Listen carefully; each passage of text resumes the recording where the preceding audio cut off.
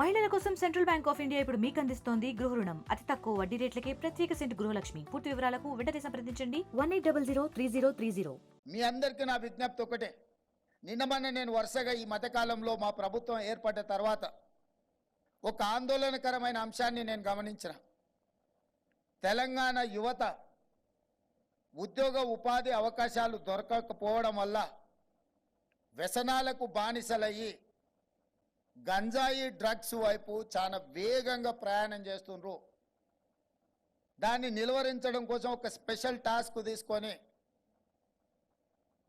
Telangana anti narcotics బ్యూరోని establish చేసి కంప్లీట్గా ఒక వ్యవస్థను ఏర్పాటు చేసి డ్రగ్స్ని మొత్తము నిరోధించడానికి నిర్మూలించడానికి ప్రయత్నం చేసి నిన్నమన్న చేసిన దాడుల్లో ఆందోళనకరమైన అంశం ఏంటంటే engineering graduate students drugs peddling చేస్తున్నారు.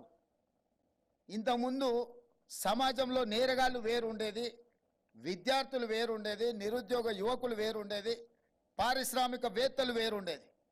కానీ మధ్యకాలంలో మీరు కూడా పేపర్లలో చూస్తుండొచ్చు. Everyday I get information from my department. ఆ డిపార్ట్మెంట్లో నేరగాళ్లకు సంబంధించిన వివరాలు నేను చూస్తున్నాను.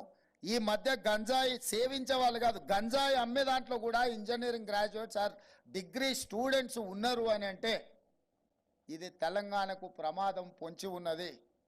ఇట్లనే పంజాబ్ రాష్ట్రం నిర్లక్ష్యం చేయడం వల్ల ఈరోజు పంజాబ్లో 60% జనాభా ఇట్లాంటి మాదక ద్రవ్యాల బారిన పడి ఆ రాష్ట్రము యువత నిర్వీర్యమయ్యే పరిస్థితి, ఒక అలార్మింగ్ సిచ్యువేషన్ పంజాబ్లో ఈరోజు మన కళ్ళకు కట్టినట్టుగా కనిపిస్తుంది.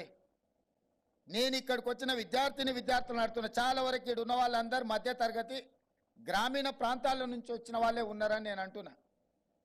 మన రాష్ట్రాన్ని అట్లా గాలికి వదిలేద్దామా? ఇట్లాంటి వ్యసనాలకు బానిసలు అవుతున్న మన సహచరులు, మన అన్నదమ్ములను, మన పక్కింటి వాళ్ళని అట్లనే మనం చూస్తూ వదిలేద్దామా? ఈరోజు వీటిని నిరోధించాల్సిన, నిర్మూలించాల్సిన అవసరం లేదా? ఇలాంటి సందర్భంలో సమాజం అప్రమత్తమై ఉండాలి. ప్రభుత్వం ఒక్కటే అందరినీ నియంత్రించలేదు.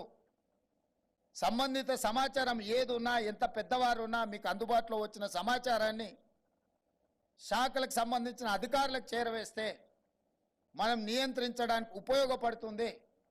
కొంతమంది పబ్లిక్ లైఫ్లో ఉన్న వాళ్ళు రోల్ మోడల్గా ఉండాల్సిన అవసరం ఉంది. వాళ్ళు బానిసలు అవ్వడమే కాకుండా అలాంటి వాళ్ళని సమర్థించే మాటలు కూడా కొంతమంది అప్పుడప్పుడు మాట్లాడుతుంటారు. ఇది సమాజానికి మంచిది కాదు. గత పాలకుల్లో కొంతమందికి వృత్తి నైపుణ్యం అంటే చైన్ స్నాచింగ్, లేకపోతే పిక్ ప్యాకెటింగ్, గంజాయి అమ్మడం కూడా వృత్తి నైపుణ్యం అనుకునే ప్రమాదం ఉంది. ఎందుకంటే వాళ్ళకున్న నాలెడ్జ్ అట్లాంటిదే. సో ఇవన్నీ కూడా తెలంగాణకు ప్రమాదకరం. ఇట్లాంటి విషయాలలో ప్రభుత్వం కఠినంగా ఉండాల్సిన అవసరం, బాధ్యత ఉన్నది. సహకరించి ఇలాంటి వాటిని నిలువరించడానికి మీ అందరూ కూడా ముందుకు రావాలి. ఇలాంటి వ్యసనాల వైపు యువత ప్రయాణించొద్దు అని అంటే చదువుకున్న వాడికి ఉద్యోగ ఉపాధి అవకాశాలు కల్పించాల్సిన అవసరం ఉన్నది. మరిన్ని వీడియోస్ కోసం ఛానల్ ని సబ్స్క్రైబ్ చేయండి. లేటెస్ట్ అప్డేట్స్ కోసం వాట్సాప్ ఛానల్ ని ఫాలో చేయండి. అండ్ లింక్ డిస్క్రిప్షన్ లో ఉంది.